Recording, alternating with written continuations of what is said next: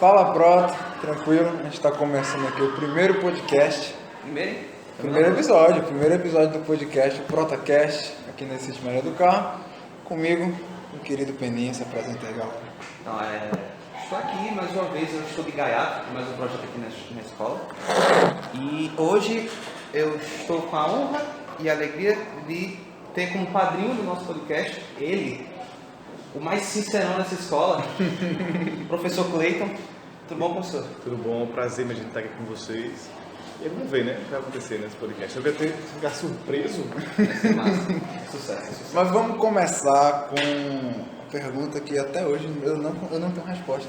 Você é de Pernambuco, você é de Recife, certo? Como é que você veio parar aqui em João Pessoa? Concurso, né? Eu vi que tinha curso pra cá, eu estava trabalhando em Maceió, na verdade. Primeiro eu saí de Recife e fui trabalhar em Maceió. Estava lá em Maceió e eu vi que abriu um curso daqui, então eu preferi vir pra cá. A melhor capital do Nordeste, né? Com certeza, não tem uma pessoa, né? Sim, o senhor que é de Recife vai ter essa resposta que eu já fui pra lá e perguntei a galera, não soube me responder. Recife é uma metrópole. João Pessoa seria uma capital de interior comparada a Recife? Não diria que seria a capital do interior, não. Agora, claro, né? A efervescência do trânsito aqui, cultural, em termos de quantidade de eventos que você acontecendo, é muito maior do que em Recife. E o do comércio também. Sério? É menor do que em Recife, estou dizendo. tá. Não é maior, é menor. Mas a compensação tem seus ônus e bônus, né? Por exemplo, o trânsito ser menor aqui é uma bênção. Alívio, né? Tirando os bancários, né? Mas de resto... Então tem ônus e bônus. Eu acho que o melhor de Recife dá para ir curtir e voltar, é 1 horinha de carro mesmo, do que ficar lá morando lá. É muito mais caro, é estressante, é sujo, é mal. O senhor é formado em Sociologia, né? Porque eu sou da aula de Sociologia aqui na escola. Eu queria saber como que a Sociologia impacta na sua vida pessoal. Interessante. Na verdade, impacta de várias formas. Primeiro, a pobreza, né? Porque depois que você vai chegando mais na vida adulta, né? Mas você percebe que vocação não existe, né? Vocação são só duas, ganhar dinheiro ou não ganhar dinheiro. E o mercado da Sociologia, ele é muito inexistente. Então, a gente não tem sindicato, a gente não tem uma confederação de profissionais, a gente não tem nenhum aparato para fazer isso. E não tem trilha de mercado consolidada. Então, por exemplo, eu fiz a licenciatura em Ciências Sociais, depois fiz um mestrado e fazer um doutorado agora. E se eu quiser trabalhar com o mercado nessa área, é só por indicação ou usando outras ferramentas que não são próprias necessariamente da Sociologia. Então, esse é o primeiro ponto. Tem esse impacto que não é tão bom assim. De outra maneira, sei lá, o olhar que você adquire para as relações humanas muda bastante. É verdade.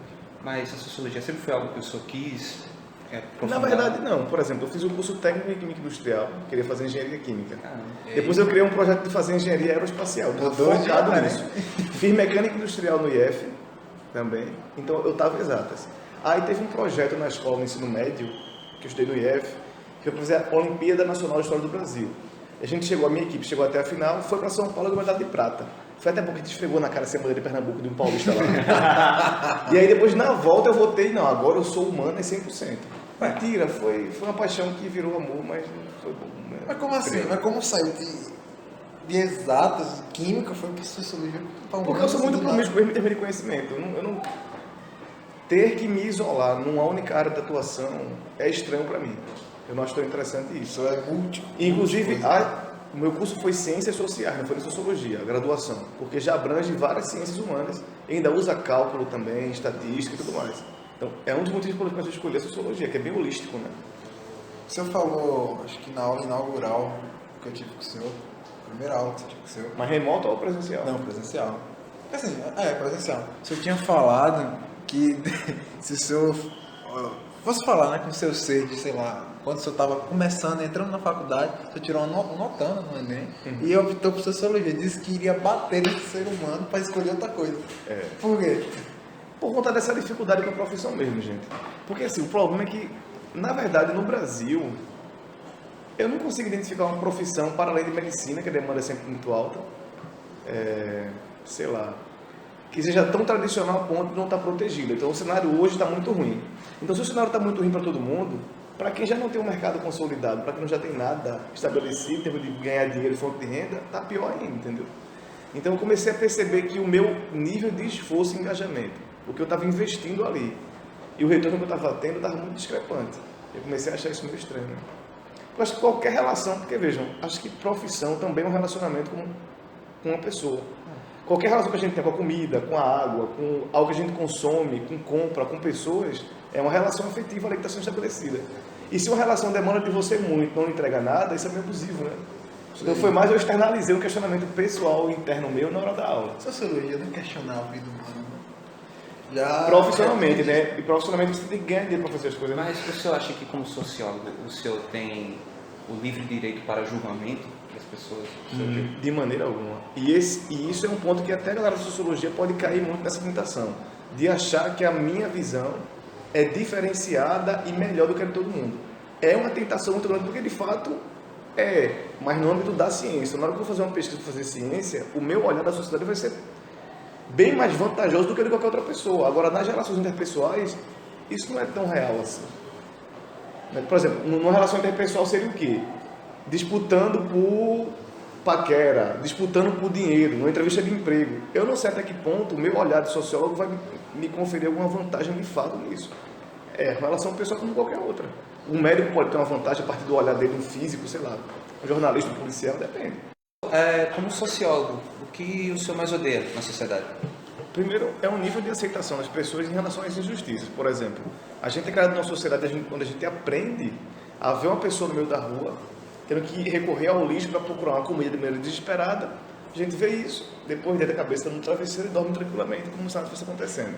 Ou aceitar, por exemplo, o discurso de que não, a gente vai vencer na vida com base num trabalho duro, ou quem já tem muita grana hoje é porque trabalhou arduamente, mas a gente vê pessoas que trabalham muito arduamente e não conseguem ter esse acesso. Sei lá, uma pessoa que trabalha como empregada doméstica no Brasil, se acorda às 3h30 da manhã para conseguir deixar a casa toda arrumada para os filhos e marido, de repente, o que é um cenário estereotipado, mas comum, né? Sai, chega na casa do patrão bem antes deles acordarem, deixa a mesa toda posta do pronto, o pessoal levanta, come, ela recolhe a mesa, depois faz o almoço, limpa a casa, depois volta para casa, isso pega ônibus, isso submete a todo o transporte público no Brasil, risco de assalto, risco de tudo. Chega em casa e o ciclo se repete novamente. E essa pessoa não consegue de maneira alguma ter um acúmulo de recursos para usar isso como capital, por exemplo. E a gente vai aceitando esses discursos de maneira muito passiva e isso é o que me deixa muito revoltado. Assim, mas aí o senhor acha que esse ciclo que se repete é a pessoa que quer repetir esse ciclo ou é porque não tem muito o que fazer porque a sociedade impõe isso? Exatamente. Só que aí a sociedade impõe como? Por via de que instâncias? Quem é que escolhe isso exatamente? Onde é que estaria o fator de corrigir isso ou de perceber isso como sendo uma falha da maneira como a gente funciona, por exemplo? Acho que isso aí é interessante começar a ser pensado. Aí que vem a minha pergunta. Quem impõe isso? Né? A gente já até entende a questão de lei e tal, muito passa pelos nossos queridos deputados, senadores. Questão política aqui no Brasil, qual é a sua visão? Da política do Brasil? Atual. Um filme de terror. Aliás, sangrento e bem horrível mesmo. Puxando essa pergunta, qual é a visão do senhor sobre as eleições desse ano? Muito medo, na verdade, da instabilidade do Brasil. Então, por exemplo, até vamos pensar em termos bem imparciais, em termos de fazer dinheiro no Brasil. Quem gosta de fazer dinheiro, tá horrível. Índice da Ibovespa nunca esteve tão baixo, por exemplo. Então, até para quem investe no mercado financeiro, está muito ruim de verdade. Outra coisa, a política de preços no Brasil, do preço de combustível, é bizarro. Tem um relatório, por exemplo, que avalia o fluxo de energia no Brasil, né? A origem de quando é produzida e o que consome mais. O que consome mais energia no Brasil, o segundo maior consumo de fluxo de energia é de automóveis, especialmente o que usa em estradas. E um dos maiores produções de energia no Brasil, ou desse fluxo de onde ele parte, também é de combustíveis fósseis, inclusive, certo? Se eu aumento esse preço de combustível para parear de acordo com o que acontece na política internacional, eu vou ficar muito vulnerável por conta disso, mas é muito vulnerável mesmo. Porque de repente uma guerra na Ucrânia, o preço da gasolina pode ir lá para cima. Né? A gente fica... Só que todo o transporte logístico do Brasil, de qualquer produto, é feito via estrada, em sua maioria. E isso vai aumentar o preço de tudo, do pão, do frete de qualquer coisa, e isso acaba com a economia, assim, vai devastando aos poucos a economia do Brasil. Então, e isso é perigoso. Seria legal. Mas qual é a justificativa para isso que se dá? Para poder atrair os acionistas da Petrobras, para conseguir investimento. Só que o acionista não vai investir num país onde tem uma estabilidade política tão grande e a economia está definhando aos poucos, por conta dessas escolhas mal feitas. Então isso não justifica nada. Inclusive, governos anteriores tiveram recordes de investimento de índice da Ibovespa, por exemplo, por conta de atrair, a capacidade de atrair investimento de fora era muito maior, mesmo sem ter esse tipo de iniciativa. Então não justifica essa escolha do governo. Na sua visão, o político ele se candidata, se elege, mas qual é o intuito dele? Sei lá, é poder gerar renda para ficar estável por um tempo até a morte? É questão de poder, ideologia, como você fala muito, guerra cultural. Qual é a sua visão? Pegue os principais políticos hoje em dia. Se você colocar 6 para trabalhar com qualquer outra coisa, quais deles conseguiriam? Boa parte não. Então, política numa sociedade como a nossa, ela é um estilo de vida e ela é uma fonte de renda. E se você se especializa nisso, se você se especializa nisso, você vai fazer mais o que da vida exatamente? Só que isso mostra uma fragilidade desse pessoal também, né? Querendo ou não, quem é que paga essa conta deles? A gente. Não é a gente necessariamente. A gente já paga o imposto, que eles têm acesso e podem administrar isso. Congresso por via de lei orçamentária e o presidente por via de executar essa lei e elaborar essa lei, né, para ser votada. Mas quem paga a conta deles, ou seja, quem possibilita eles serem reeleitos ou não, são as alianças que ele tem, especialmente com o poder econômico e não com o poder político. Entra governo, sai governo, começa a ditadura, termina a ditadura, os nomes das empresas aliadas a todos os governos, lá no Palácio do Planalto, é o mesmo. As mesmas empresas, as mesmas figuras, as mesmas pessoas. Então, isso chama, talvez o problema esteja exatamente aí, né? E o que o senhor acha do fanatismo das pessoas, o político? Essa questão de tratar o político como Um Deus, Deus, o pai que... Isso hoje em dia, né? Isso hoje em dia, porque é o seguinte, eu acho que é interessante perceber que agora, por exemplo, muita gente fica meio assustada com alguns discursos sendo promovidos de ódio, né? Ódio à diferença, ódio a pessoas LGBT, ódio a negros, ódio a índios. Só que esse discurso ele sempre existiu. A diferença é que agora grupos organizados, que antes não tinham expressão política nenhuma, passaram a ter e se aliaram a alguns políticos também. Exemplo, alguns nichos e algumas vertentes do protestantismo neopentecostal. Essa galera antes não tinha nenhuma organização, não podia ter expressão política. E até algumas sofriam preconceito e perseguição sistemática, né? Geralmente a hegemonia católica massacrava esse pessoal. E agora, de repente, na rádio tem de funk a rock e gospel. Então, isso é um projeto hegemônico. Eu vou fazer toda a sociedade entrar na minha visão de mundo, no meu modo de pensar. E isso politicamente passou a ter uma expressão também. E algumas figuras exploraram bastante isso. E aí, mas é democracia, né? Só que até que ponto, né? Tem coisa que a gente respeita, mas não aceita de jeito nenhum. Mas ao mesmo tempo, a função da religião em si na sociedade, essa capacidade que todo mundo tem de aderir a uma identidade específica, vem caindo com o tempo. Até a religião vem caindo em relação à sua função mesmo, né, de trazer uma identidade. E esse desespero por identidade faz as pessoas querendo se apegar a qualquer coisa, né? Agora vamos mudar o tópico, vamos sair dessa questão de política. Vamos deixar mais E leve, vamos né? para uma coisa mais leve. Já saímos do papo sociológico, do papo político. Agora vamos falar de Cleiton. O homem por trás da ciência, da lógica. O homem, essa cabeça pensante. Vamos falar agora do assunto que todo mundo já se perguntou. Cleiton, Olha o corte. olha o corte, verdade, olha o corte. Cleiton, e esse coração pertence a alguém? A alguma pernambucana? A alguma paraibana? Não, meu coração pertence a mim, né? Mesmo que eu esteja numa... Um fórum gratuito. Mesmo que eu esteja num relacionamento ou não, ele pertence a mim. Sou eu que, se eu der o controle das minhas emoções a outra pessoa, A chavezinha é isso sua. é meio A vulnerável. senha do banco ainda É é sua. vulnerável. Mas de envolvimentos, ultimamente eu estou bem quietinho, sabe? Bem tranquilo, né? É porque, veja, eu trabalho na escola integral o dia todo, faço doutorado, ainda trabalho por fora com consultoria, vou ter tempo para fazer o quê? Investir de fato em quem no relacionamento? Mas é bom de vez em quando, né? Dar uma relaxada, né? Mas aí não precisa ter envolvimento, né? Meus queridos. Nossa Mas pessoa tá bem. Então isso quer dizer que o senhor não tem tempo pro amor, porque o senhor está muito ocupado no trabalho. É isso?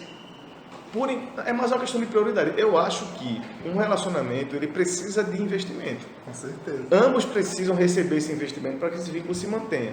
Eu sei que no momento eu não tenho condição de investir tanto quanto eu acho que seria o suficiente. Logo eu prefiro não. Mas se o Não amor me envolver estivesse mais. nesse ambiente de trabalho, Olha, vai que é tu, irmão. Pronto, o amor ele está no meio de trabalho, obviamente, né? O amor pela profissão, né? Pela pela Você missão entendeu o de que eu quis ensinar. dizer. Você entendeu. Sim, então, mas se eles tivessem, ora, deixa acontecer, né? Já dizia a música, não vou falar, não vou cantar pra não dar copyright, mas né, deixa acontecer. Exatamente. Deixa acontecer. Se a carapuça serviu, esse momento é seu, viu? Olha ele aqui. Você, é você mesmo, assuma. Não, dá um recado pros nossos amigos, né? Porque hoje é caro, né? Mas aqui, falando assim, pessoa, tem uma certa diferença, né? Recifenses e pessoenses. Isso eu sei porque eu já... Tu já quer casar em trio com o pessoal de Pernambuco? Não, Quer eu que amo assista? Pernambuco. Não, mas tem diferença. Eu amo Pernambuco. São João já tô por lá. Recife, I love. Chegar por lá daqui a pouco. Mas tem certa diferença, né? Sotaque principalmente, que quando eu cheguei em Recife eu fiquei, minha nossa, que é isso? É um carioquês meio diferente. E pior, eu tenho uma carioca em casa, então eu sei bastante. Então, conflito.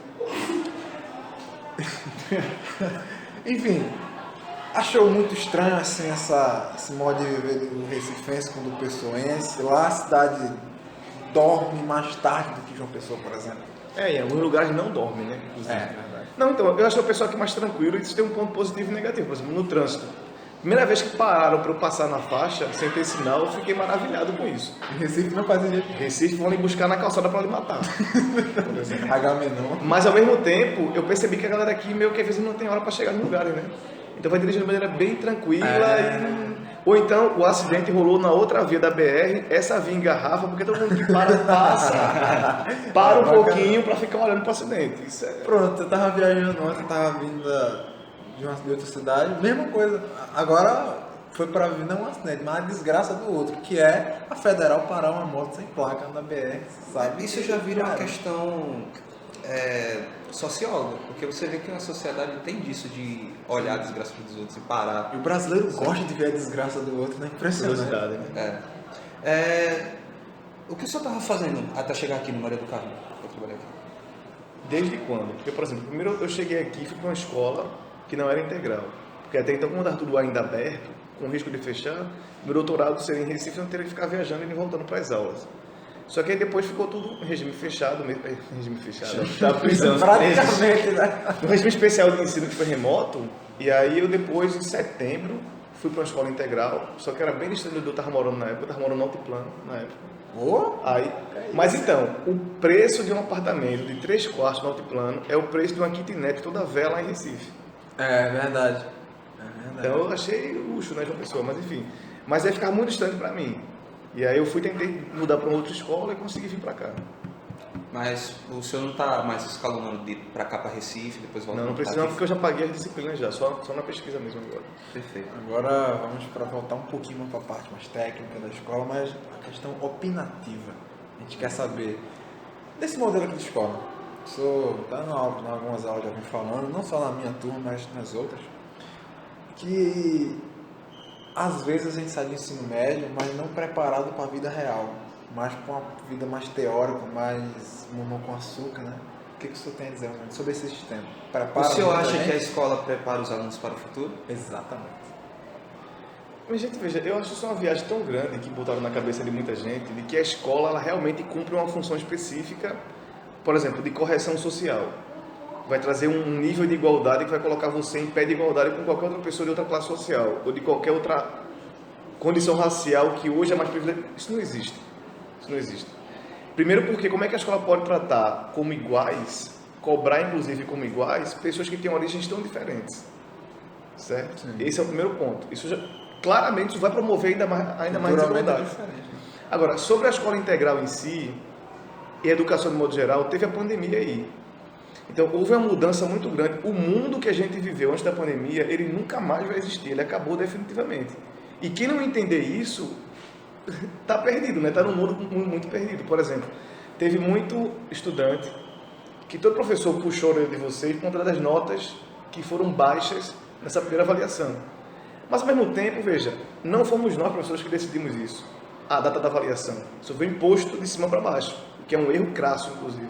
Porque quem está lidando com a realidade da sala de aula, vendo os estudantes, somos nós. Então, sou eu que posso dizer, olha, é adequado avaliar nesse momento. Sei lá, que outras coisas. O tempo de vocês também. É porque a gente está vivendo num país que há 140 anos atrás tinha um monte de escravo, né? E até hoje ainda tem, mas antes era oficial. Então, a ideia de pessoas terem tempo livre incomoda muito quem tem poder de decisão no país. E pensar em estudantes pobres que estão ocupando um espaço público, uma verba pública, para ficar livres, é mais incômodo ainda. Então, aula não é fundamental para a aprendizagem de ninguém. Especialmente se for um modelo de aula tipo palestra, né? A aula não tem que ser palestra, a aula não tem que ser show, a aula tem que promover a aprendizagem.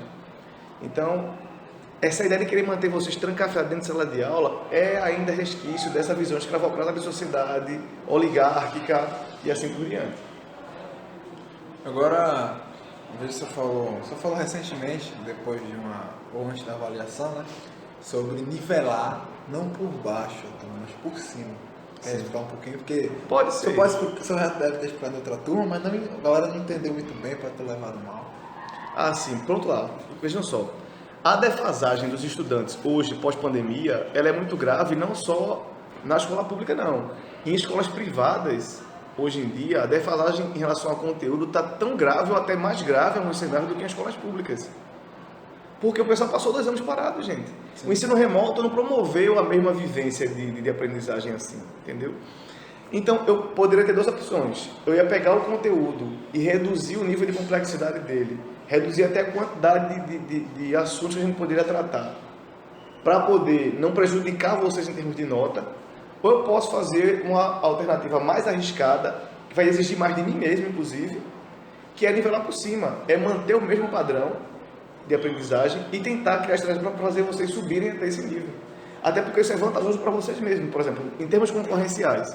Num cenário lá fora, seja para vestibular, emprego e tudo mais, você concorrer com uma pessoa com qual você tem uma vantagem de aprendizagem, faz toda a diferença. Com certeza. Então, por isso que eu tento nivelar por cima. Agora, claro, eu preciso trabalhar bem mais por conta disso, né? Então, a escolha é minha.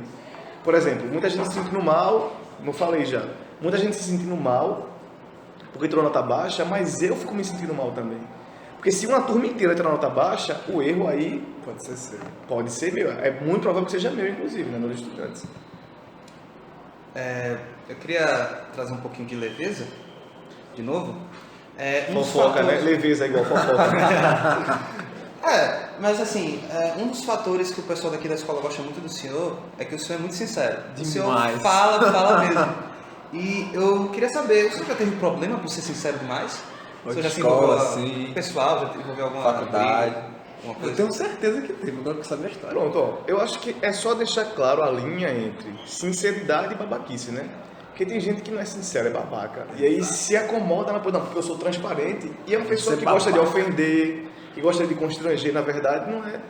Então, se eu deixo claro que o que eu estou falando é uma opinião incisiva, de maneira genérica, e ainda gera um humor, acho que é legal, esse tipo de sinceridade. Agora, sinceridade babaca, desrespeitosa, ofensiva, não. Agora, já tem um problema assim, por exemplo, mas aí é mais o moralismo de uma gestora de uma escola que achou estranho, isso lá em Maceió, que achou estranho a minha abordagem com alguns alunos e uma aluna, sob influência dela, tinha entendido mal alguma fala minha lá e ela foi me questionar. Uma fala sua? E eu disse, tá, obrigado pela sua opinião, vou continuar agindo como eu estou agindo. A autonomia docente é minha. Na minha sala quem manda sou eu. E os alunos. Né? A negociação ali rola, né? Seria uma ditadura? Não, porque pode ver, ó, na minha aula tem gente que dorme, tem gente que mais trama, tá boa, né? Não, com certeza. De repente, nem tudo é sobre a gente. Tem aqueles nem alunos, tudo é sobre a gente. aqueles alunos que você vê, eu estava até conversando com a professora, bagunça, você vai ver a nota é 9, 10, 8,5, impressionante isso até, né? E aquele porque... aluno que bagunça, mas faz. E porque, na verdade, eu discordo, veja, a escola não é necessariamente um lugar de aprender. Porque, vamos lá, como é que uma criança começa a aprender? Ela aprende com várias cores, com um ambiente dinâmico e diverso e livre. E aí, de repente, pega todo mundo, enfileira em umas cadeiras assim, bota todo... Isso é um saco, minha gente. Isso é um saco. Isso é horrível. Então, eu discordo disso. Então, tem muita coisa que, para alguns professores que têm outra abordagem, pode soar desrespeitoso. Para mim, eu acho muito natural, né? Não vai me ofender um aluno que, de repente, está cansado de depois foi dormir na sala de aula. Desde que depois ele se responsabilize por isso. Ou sei lá, de repente, rolou um cochichado ali. Tem gente que é meio paranoica, não faz terapia, né? E vai achar que é porque tá falando de mim. Mesmo que tivesse, eu não tô nem aí. Agora, voltando um pouco mais para a parte técnica da sua área. Bem, a escola foi mais ou menos criada, só me corrija se eu estiver errado, né? Quem sou eu perto do sociólogo aqui, né? Com certeza. A escola foi criada necessariamente na questão lá da Revolução Cultural e tal, porque não tinha onde deixar os filhos e tal. Digamos que o modelo atual é quase igual, parecido com o de antigamente. Ou seja, está bem atrasado para a realidade de hoje. O que o senhor acha dessa questão? O que o senhor, na sua mente, faria para mudar? Se tiver alguma ideia para algo assim. O senhor pensou algo nisso? Qual seria a proposta para mudar esse sistema? Se o senhor acha que está muito defasado a questão do modo de ensino e se está algo que o senhor propõe, né? Algo para mudar. Primeiro, a escola se abrir o máximo possível. Então, a escola, veja, o lugar onde as pessoas aprendem boa parte do material cognitivo que elas vão utilizar para a vida profissional e pública, tem que participar várias comunidades ali. Então, os pais têm que estar mais... E não é só abrir, tipo assim, não, vocês podem vir, tem que dar condições disso acontecer. Então, por exemplo, a sociedade inteira precisa mudar para que a escola comece a funcionar melhor. Porque, por exemplo, uma série de problemas que estão aqui na escola não são da escola. De repente, tem um aluno que é considerado perverso aqui, perturbador, mas na verdade é um aluno que está numa situação social terrível. E querendo ou não, a escola é uma violência contra esse estudante. Porque eu vou pegar tudo que caracteriza ele, quem ele é, a origem, o modo de falar, o modo de pensar, as crenças e valores dele. Vai pegar e jogar no lixo e apresentar um outro dizendo, olha, isso aqui é o certo. Vamos para pensar, será que realmente não vai haver nenhuma atitude de resistência, mesmo que seja inconsciente do estudante? Claro que vai. E aí vai expressar como perturbando, ou até alguns que perturbam, mas a necessidade é de chamar atenção mesmo, sabe? Ele precisa de atenção. Então, acho que é preciso haver uma mudança na sociedade para que a escola mude também. A solução não vai estar somente dentro da escola. O que a gente pode fazer? Primeiro, abrir mais. Aqui na Paraíba mesmo, tirar a gestão democrática foi um regresso assim. Só para quem está entendendo, gestão democrática seria mais ou menos... Por exemplo, o que a LDB e as legislações educacionais indicam? É preciso que a gestão ela seja democraticamente escolhida e tenha vinculação direta com a comunidade escolar. Então, por exemplo, a gestão pode ser composta por professores, só que como a gestão tem uma atividade mais gerencial de gerir dinheiro, então, administrativa, mas que o caminho de escolher isso esteja integrado à escola e o conselho escolar ser fortalecido. No conselho mesmo, estudante, funcionário, professor, pai, mãe do aluno pode participar. E isso é interessante que isso seja ampliado cada vez mais. Porque, por exemplo, não é, às vezes, a gente vê uma atitude que pode parecer autoritária, só que nem é. É muito mais um gestor, um professor, no desespero de fazer o que ele tem que fazer, nas condições que ele tem que fazer, e aí sem questionar, passar por cima e faz mesmo. Mas se ampliar e der mais voz, aí a coisa pode começar a melhorar. É verdade. Mas agora vamos para a parte de leve de novo. A gente vai ficar alternando. Vamos para a parte mais leve para a gente dar encerrada aqui, né? Vamos lá. Cleiton. Depois da minha esquiva, né? Da primeira. Com certeza, agora vai pegar pesado. Cleiton, se defina. O que definiria Cleiton? Uma palavra, uma atitude, uma palavra, alguma coisa, o que te definiria? Pô, um carimbo de interrogação, porque nem eu mesmo sei você pode definir. O senhor é uma incógnita. Incógnita. Até pra mim mesmo. Porque, veja, e eu mudo muito, minha gente. Eu já fui de várias religiões diferentes. Já fui pastorzinho mirim, de pregar em rádio. E hoje eu não tenho religião nenhuma, inclusive, né? Claramente dá pra perceber que eu não sou uma pessoa muito religiosa hoje em dia. Isso é mais... Exatamente. Respeita, mas não quero papo. Então, sei lá, eu gosto sempre de me conhecer conhecendo coisas novas, realidades novas, experiências novas, então... Agora só pra gente encerrar aqui, um assunto mais leve sobre o amor, né? O coração. Eu não vou desistir disso. Não vou desistir. Vai lá, manda aí. Isso eu tinha falado lá no começo que não precisa de envolvimento muito mais assim, mais íntimo, né? No quesito do coração. Então quer dizer que é casual? Não, casual é bom, né? É bom. Então quer dizer que o professor agora está aberto a relacionamentos casuais.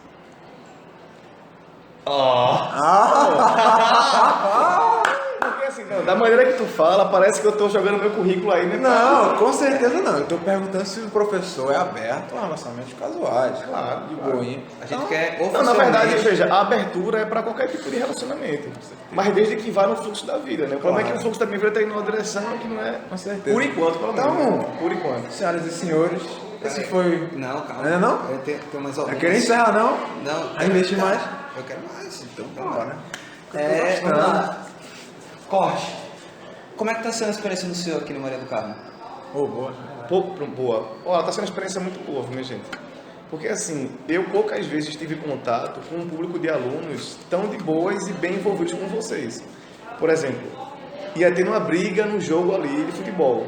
E os alunos da escola conseguiram contornar isso. Minha gente, olha... Verdade.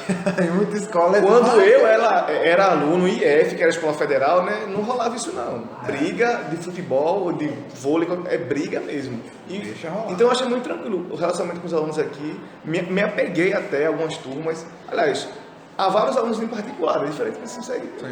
Eu criei um vínculo com a comunidade da escola. E isso é difícil, viu? Porque eu sou meio... Eu tenho que separar bem, assim, profissional e pessoal, mas aqui eu me apeguei de fato à comunidade da escola como um todo. Então, eu tenho sido uma experiência muito boa. Antes de encerrar, eu quero fazer uma espécie de bate-bola jogo rápido com o senhor, que eu vou repetir para todo mundo que vai entrar nessa mesa aqui. São 3 perguntas. A primeira é uma lembrança que o senhor nunca vai esquecer. Mas daqui de Jampa ou de modo geral? De modo geral. Pô, são várias. Depois deixa eu botar essa uma depois. São várias que eu nunca vou esquecer. Ver o pôr do sol no alto da Pedra do Cachorro. Isso aí é uma que foi... Uma música. Não consegue. Eu sou promíscuo demais com música para ter uma assim que vai ser marcante para mim, sabe? Não tem uma que marcou um momento. Colors, Black Pumas. Galera, não sou da... Não sei inglês, então... Então... Não, umas 2 aí. Tempo? Um sonho que o senhor ainda quer realizar. Viajar o mundo. E fazer alguma imersão cultural em uma cultura bem diferente da nossa. Tá, agora a última. Se o senhor morresse hoje, como é que o senhor quer que as pessoas lembrem de você?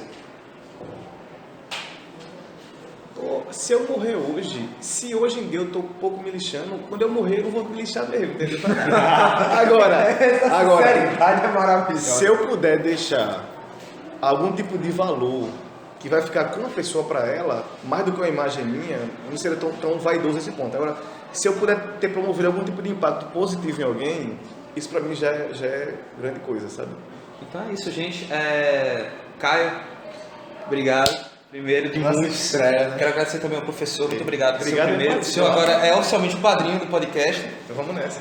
E antes de terminar, eu queria dar um recado. Se por acaso você está vendo o nosso exemplo aqui e quer demonstrar algum talento que você tem, eu sei tocar violão, eu sei lá, dar 3.000 piruetas em 3 minutos. Entre em contato com a gente, que a gente quer dar esse espaço para vocês mostrarem o talento de vocês. Eu quero agradecer a escola pelo espaço que está dando. Verdade, né? Carol, Tião, Nossa Madeira, ela está aqui nos bastidores, né? ela está aqui. E é isso, gente. Até o próximo programa. E com certeza também agradecer a equipe que está aqui fazendo as câmeras. Isso aqui não aconteceria sem eles. Vou citar aqui nomes: Gabriele, Adam, Marcelo e Gabriele. E a outra galera que participou e não está aqui. Mas muito obrigado. Gente, esse foi o nosso primeiro episódio. Muito obrigado. Dê sua opinião aí, comentem, tá bom? Um abraço. Verdade já.